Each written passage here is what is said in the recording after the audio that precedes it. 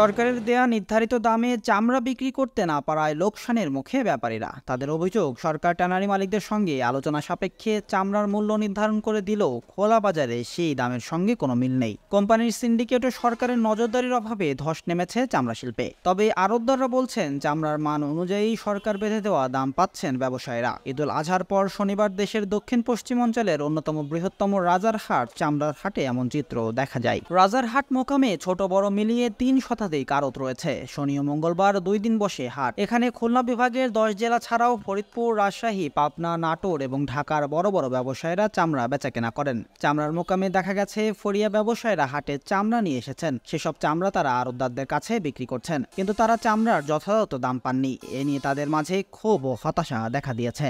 বাজারে পরিস্থিতি আমরা দেখছি যেটা হচ্ছে যে চামড়া যে সরকার যে নির্ধারণ করেছিল চামড়া 50-55 টাকা ফুট কিনবে ঢাকার বাইরের থেকে, কিন্তু সেই দামে আমরা সেইভাবে সেই দামে আমরা পাচ্ছি না।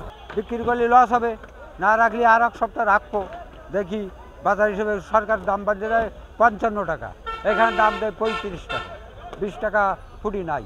50 থেকে 55 টাকা, আসলে তো সেই রেটে বেচা কেনা হয় না। এই হাটে বেচা কেনা হচ্ছে 30 থেকে 35 টাকা, আর বড় চামড়ার বেচা কেনা ওতে হয়তো 5 টাকা বেশি।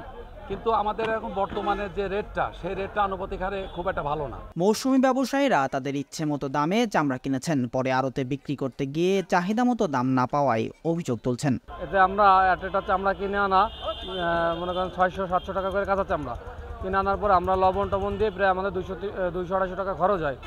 আমাদের আইসে সেই অ্যাভারেজ আমাদের 800-900 টাকা করে চামড়ার দাম পড়ে যায়।